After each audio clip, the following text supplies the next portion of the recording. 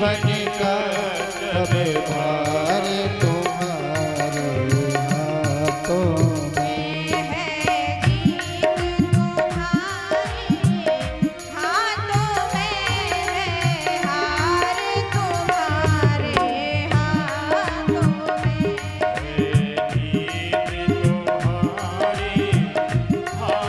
में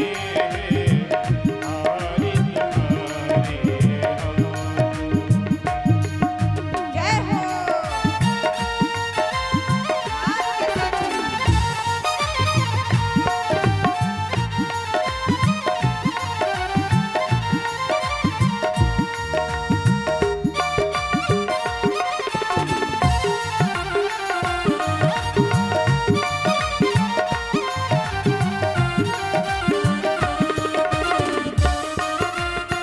हरि बोल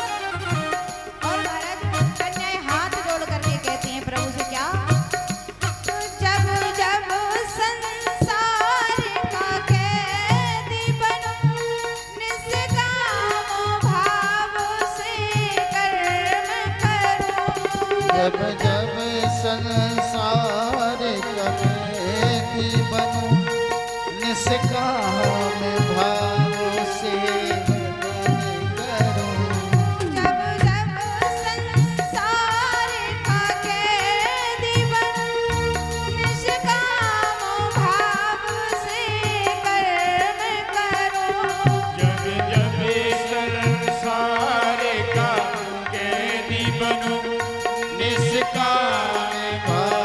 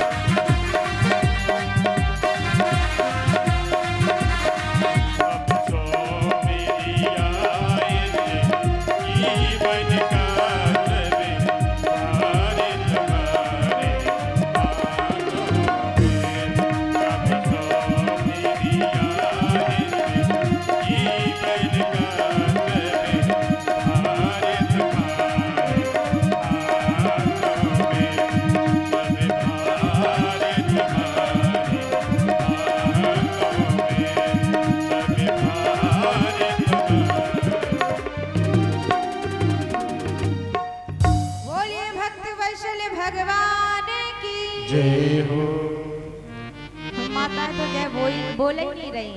अरे माताओं आज और हाथ उठा लो बस, फिर कल से नहीं कहेंगे कि हाथ उठाओ, क्योंकि आज लास्ट है बस। फिर आपसे कल कोई नहीं कहेगा कि आप हाथ ऊपर उठा करके जयकारा लगाइए, कहेगा कोई? नहीं कहेगा। बोलिए भक्त वत्सल भगवान की जय हो। जब महाराज भगवान ने आज एक ही मुहूर्त में और एक ही मंडप पर उन 16,100 कन्याओं के साथ भगवान ने विवाह किया है। सुखदेव जी समझाते हैं राजन, आज इस प्रकार से भगवान कन्हैया के 16,108 विवाह संपन्न होते हैं। इधर महाराज सुखदेव जी समझाते हैं राजन, एक दिन भगवान कन्हैया विचार करते हैं कि हमारी इतनी सारी रानियां हैं और रोज नित्य प्रतिदिन हम सबके साथ हास्य प्रयास करते हैं, रोज हमसे एक ना एक रुष्ट होती हैं। भगवान कन्हैया विचार करते हैं लेकिन जो मैया रुक्मणी है, कहा कि वो कभी रुष्ट नहीं होती हैं, कभी प्रभु से नाराज नहीं होती हैं। भगवान कन्हैया जाते हैं मैया रुक्मणी के कक्ष में। जैसे ही मैया रुक्मणी के कक्ष में पहुंचे भगवान कन्हैया, तो महाराज मुख को बना करके उदास मन से बैठ गए। जब महाराज भगवान कन्हैया उदास मन से बैठ गए तो मैया रुक्मणी हाथ में पंखा लेकर के आई और भगवान को हवा कर रही हैं। कहा कि प्रभु क्या मुझसे कोई गलती हो गई है? क्या बात है, आप इतने उदास क्यों हैं? कहा कि क्या बात है प्रभु, यदि मुझसे कोई गलती हो गई हो तो क्षमा कर देना। भगवान कन्हैया रुक्मणी जी से कहते हैं, कहा कि देवी अच्छा ये बताओ तुमने हमारे साथ विवाह क्यों किया? कहा कि ना तो मैं तुम्हारे भाइयों को पसंद था, और कहा देवी यदि तुमने मुझे राजा समझ करके विवाह किया है तो मैं वो भी नहीं हूं, क्योंकि हमारे वंश को श्राप है कि कोई राजा नहीं हो सकता। कहा कि मैं रणछोर हूं, फिर तुमने मुझसे विवाह क्यों किया? कहा कि देखो देवी ना तो मेरे माता का पता है और ना पिता का पता है। कोई कहता है कि मैं देवकी का पुत्र हूं और कोई कहता है यशोदा का पुत्र हूं। कहा कि मेरा कार्य भी अच्छा नहीं है, मैं चोरी करता हूं। भगवान कन्हैया कहते हैं देवी अभी भी कुछ नहीं बिगड़ा है, आप अपने हिसाब से पुनः विवाह कर सकती हैं। जैसे ही महाराज मैया रुक्मणी ने इतना सुना तो आज तो मैया रुक्मणी मूर्छित होकर के गिर जाती हैं। जैसे ही महाराज मैया रुक्मणी जब मूर्छित होकर के गिरी तो भगवान कन्हैया ने मैया रुक्मणी को मूर्छा से जागृत किया। अब मैया रुक्मणी भगवान के एक एक प्रश्नों का बड़ी ही सावधानी के साथ उत्तर दे रही हैं। मैया रुक्मणी हाथ जोड़ करके कहते हैं, कहा प्रभु आपने क्या कहा कि आपके ना माता का पता है ना पिता का?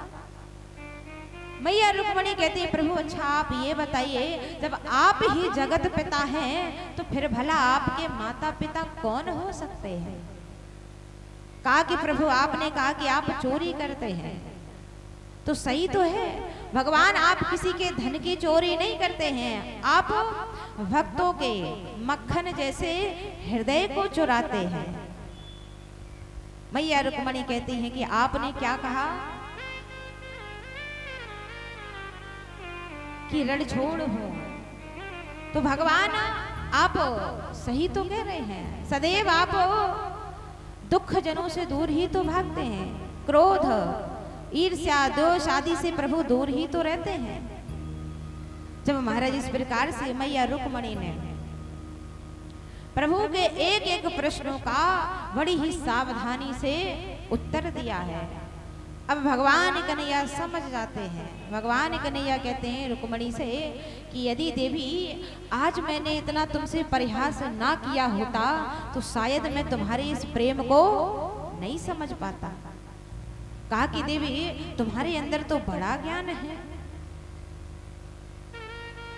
देखिए महाराजा, यदि गृहस्थ जीवन है तो हास परिहास भी जरूरी है, क्योंकि महाराज जब शाम को व्यक्ति दिन भर के काम से हारा थका आता है तो महाराज शाम को यदि अपने परिवार के साथ थोड़ा हास परिहास कर ले तो महाराज दिन भर की थकान मिट जाती है। अब सुखदेव जी कहते हैं राजन, एक दिन नारद जी ने विचार किया कि भगवान की 16,108 रानियां हैं। कहा कि भगवान किस किस के पास रहते होंगे। तो भगवान की दिनचर्या देखने के लिए नारद जी द्वारिका गए हैं। अब महाराज जैसे ही नारद जी द्वारिका में प्रवेश की तो सर्वप्रथम मैया रुक्मणी के कक्ष में जाते हैं। जब महाराज मैया रुक्मणी के कक्ष में गए तो नारद जी ने क्या देखा कि मैया रुक्मणी भगवान कृष्ण की सेवा कर रही हैं। और जब भगवान की सेवा कर रही तो नारद जी को प्रसाद पवाया। अब नारद जी महाराज मैया रुक्मणी के कक्ष से निकले। जब महाराज मैया रुक्मणी के कक्ष से निकले तो पहुंचे जामवती जी के कक्ष पर। वहां देखा तो वहां भी भगवान उद्धव जी के साथ चौसर खेल रहे हैं। अब नारद जी थोड़े और आगे बढ़े तो महाराज नृत्य वृंदा के यहाँ पहुंचे। देखा कि भगवान वहां भी अपने नित्य कार्य को कर रहे हैं। अब आज महाराज नारद जी जब देख करके निकल ही रहे थे तो उसी समय महाराज सामने से देखा कि प्रभु चले आ रहे हैं। भगवान ने कहा नारद जी से, देखो नारद जी, ऐसे किसी के घर में चुपचाप नहीं जाना चाहिए। ऐसे चुपचाप घर में किसी के नहीं जाना चाहिए। नारद जी ने देखा कि भगवान सभी रानियों के साथ हो।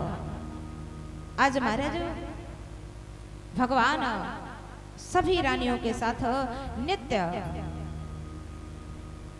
कार्य को करते हैं।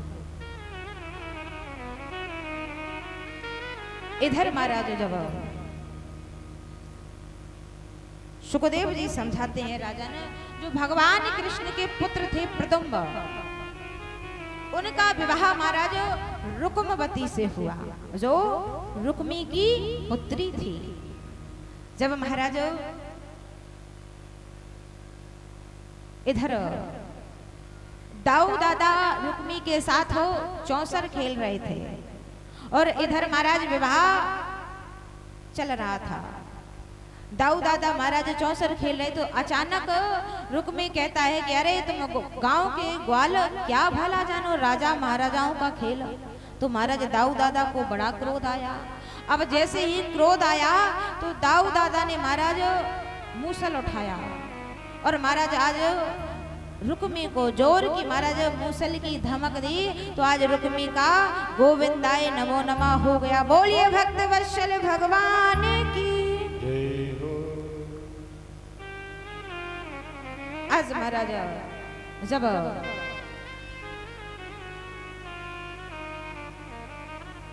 भगवान के पुत्र प्रदुम्ब का विवाह इस प्रकार रुक्मवती के साथ संपन्न हुआ। अब प्रदुम्ब और रुक्मवती के द्वारा एक बालक का जन्म होता है जिसका नाम है अनिरुद्ध। और अनिरुद्ध का विवाह महाराज बाणासुर की पुत्री चित्रलेखा के साथ हुआ, जो महाराज बाणासुर की पुत्री है। इधर महाराज एक दिन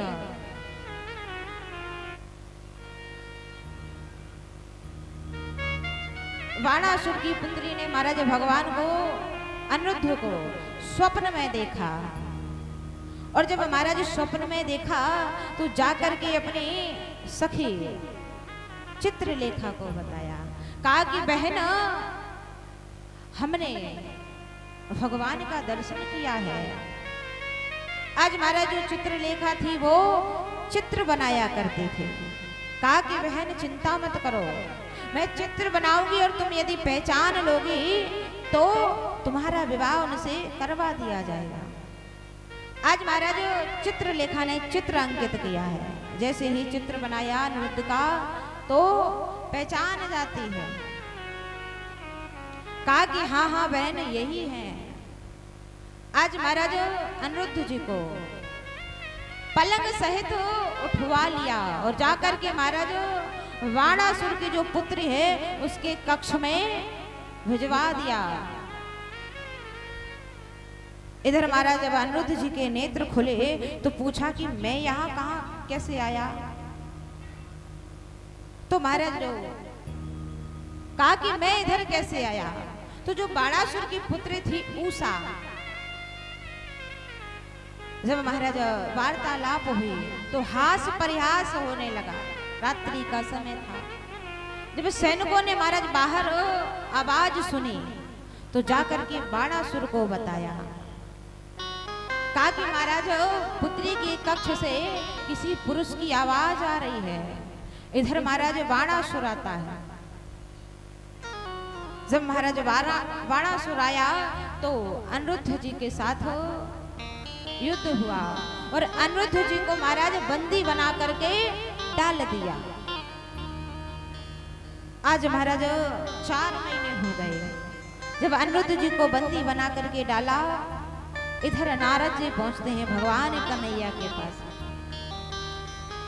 कहा कि प्रभु क्या बात है, बहुत दिन हो गए अनिरुद्ध जी का दर्शन नहीं हो रहा है। क्योंकि महाराज भगवान का इतना बड़ा परिवार था कि एक आध गायब रहे पता ही नहीं चलता था। क्यों?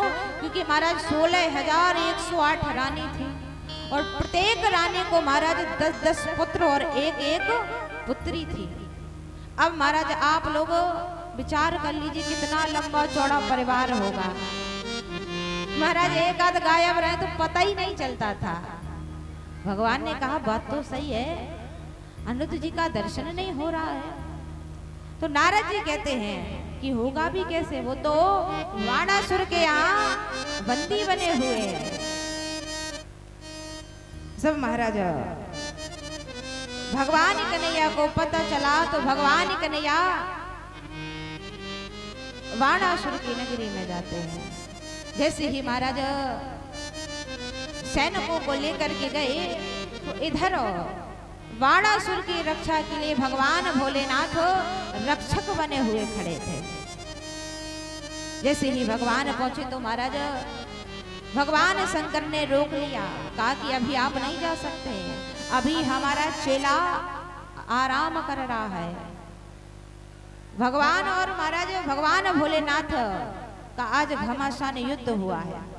तो भगवान कन्हैया ने आज ब्रह्मास्त्र छोड़ा और इधर से महाराज भगवान भोलेनाथ ने जमरास्त्र छोड़ा। जब फिर भगवान कन्हैया ने अपना नारायण अस्त्र छोड़ा है। और जब महाराज भगवान कन्हैया ने नारायण अस्त्र छोड़ा तो भगवान शंकर ने भी अपना जब महेश्वर ज्वर छोड़ दिया भगवान शंकर ने। इधर महाराज भगवान ने जमरास्त्र छोड़ा तो भगवान शंकर जमाई लेते रहे। और जब भगवान शंकर जमाई लेते रहे तो इतने में भगवान नारायण अंदर चले जाते हैं। और जैसे ही अंदर पहुंचे महाराज तो बाणासुर की भुजाओं को काटना प्रारंभ कर दिया। भगवान शंकर आते हैं और भगवान की बड़ी दिव्य स्तुति करते हैं। कहा कि प्रभु ध्यान देना, ये हमारा ही चेला है। भगवान ने कहा कि चिंता मत करो, यदि आपका चेला है तो हमारा भी कुछ है। आज महाराज इस प्रकार से जब भगवान की बड़ी ही सुंदर स्तुति की है। अब महाराज सुखदेव जी समझाते हैं, कहा कि एक बार भगवान कृष्ण अपने पौत्रों को लेकर के महाराज वन में जाते हैं। जब महाराज पौत्रों को लेकर के गए तो सारे पौत्र खेल रहे थे और खेलते खेलते महाराज एक कुएं के पास पहुंचे। और जब महाराज पौत्रों ने कुएं में झांका तो देखा कि एक गिरगिट पड़ा हुआ है। जाकर के भगवान कन्हैया को बताया।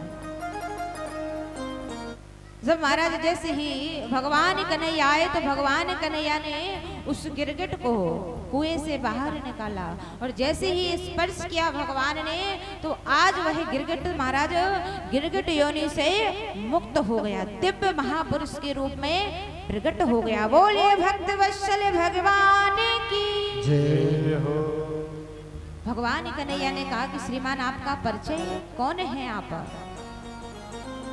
आज महाराज जब दिव्य महापुरुष प्रकट हुआ, कहा कि प्रभु मैं नृग हूं, आपने मेरा बड़ा नाम सुना होगा। कहा कि मैं दानियों में श्रेष्ठ हूं। जो राजा नृग था महाराज बहुत दान किया करता था। कहा कि मैंने बहुत दान किया और एक छोटी सी गलती के कारण मैं इस गिरगिट योनि में पड़ा हुआ था। आज प्रभु आपने मेरा उद्धार कर दिया। भगवान कन्हैया ने कहा कि दानी थे तो फिर गिरगिट क्यों बने? कहा कि प्रभु एक छोटी सी भूल हो गई, उसी के कारण गिरगिट बना हुआ। कहा कि मैंने बहुत दान किया। कहा कि मैंने इतनी गायों का दान किया कि यदि दानवीरों में नाम आता है तो सर्वप्रथम मेरा ही नाम आता है। भगवान ने कहा अच्छा क्या दान किया है? कहा कि मैंने गायों को दान में दिया है। भगवान कन्हैया ने कहा कि देखो ऐसी कोई बूढ़ ठेल गायों का दान किया होगा तभी तो गिरगिट बने हुए हो। कहा नहीं नहीं महाराज मैंने ऐसी वैसी गायों का दान नहीं किया है। हमने जिन गायों को दान किया है उनके महाराज सींग सोने से मढ़ करके और खुर चांदी से मढ़ करके दान दिया है। कहा कि बस एक गलती हो गई। क्या? जो राजा नृग थे महाराज गायों को दान देते थे। एक बार एक संत को गाय दान कर दी और महाराज जब संत को गाय दान करी तो वही गाय संत के यहाँ से छूट करके पुनः राजा की गायों में मिल जाती है। अब जब महाराज पुनः गायों में मिल गई तो राजा ने उसी गाय का दान दूसरे संत को पुनः कर दिया। अब महाराज इधर से जो पहले संत को दान की थी गाय वो अपनी गाय को ढूंढते हुए चले आ रहे थे और इधर से जिस संत को दान दी वो गाय को लेकर के जा रहे थे। दोनों संतों का आपस में मिलन हुआ। कहा कि ये हमारी गाय है। कहा कि ये राजा ने हमें दान दी थी, ये हमारी गाय है, आप कहाँ ले जा रहे हैं? अब महाराज संत ने कहा कि नहीं नहीं ये तो राजा ने हमें दान में दी है, आपकी कैसे हो सकती है?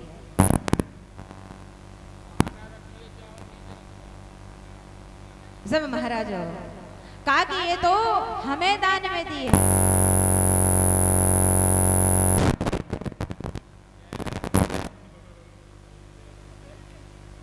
बोले भक्त वत्सल भगवान की जय हो। जब महाराज संतों ने कहा कि नहीं नहीं अब तो इसका फैसला राजा ही करेंगे, राजा के पास चलो वही बताएंगे। अब महाराज राजा के पास पहुंचे तो राजा महाराज समुचित न्याय नहीं कर पाया तो उसी कारण राजा नृग गिरगिट योनि में पड़ा हो। संतों ने श्राप दे दिया। कहा कि तुमने अभी यही गाय मुझे दान में दी थी और अब इनको दे दी है। कहा कि तुम गिरगिट की भांति रंग बदलते हो। कहा कि मैंने तुम्हें श्राप देता हूं कि तुम गिरगिट बन जाओ। आज महाराज उसी श्राप के कारण राजा नृग गिरगिट बने हुए पड़े थे। तो आज जैसे ही भगवान ने स्पर्श किया, तो आज जैसे ही स्पर्श किया तो गिरगिट योनि से मुक्त हो गया। बोलिए भक्त वत्सल भगवान की जय हो। हो तेरे नैना बड़े रसीले, मोटे मोटे बड़े कटीले, तेरे नैना बड़े रसीले, मोटे मोटे बड़े कटीले, तेनू नजर नहीं लग जाए, तेनू नजर नहीं लग जाए मेरे शाबिना सलोना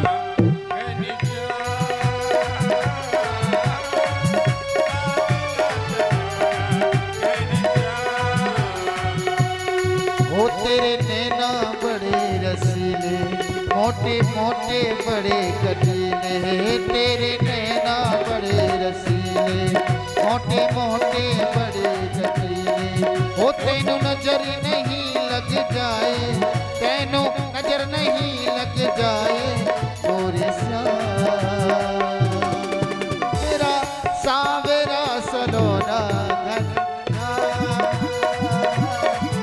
मेरा सावेरा सलोना घनश्याम।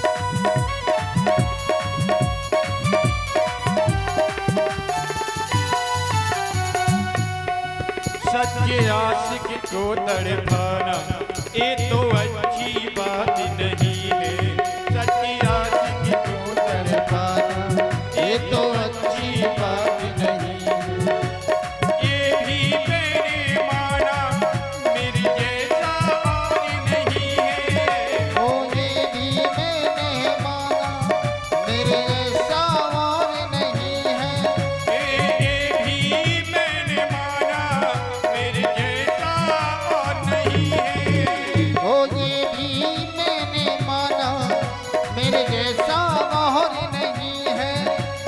सुन मुरली की ताने, सुन मुरली की ताने निकले साबिला सलोना घनश्याम, साबिला सलोना घनश्याम। ओ तेरे नैना बड़े गठीले, मोटे मोटे बड़े रसीले, तेरे नैना बड़े गठीले, मोटे मोटे बड़े रसीले, ओ तेनू नजर नहीं लग जाए, तेनू नजर नहीं लग जाए मोरे सावेरा सलोना घनश्याम, मेरा सावेरा सलोना घनश्याम। मैं तेरी प्रीत में आके मोहन छोड़ी दुनिया सारी, मैं तेरी प्रीत में आके मोहन छोड़ी दुनिया सारी, पहले प्रीत लगाते मोहन फिर करते होशियारी, पहले प्रीत लगाते मोहन फिर करते होशियारी, मैं तो गली गली में, मैं तो गली गली में हूँ बजना, शाबिला सलोना घनश्याम, शाबिला सलोना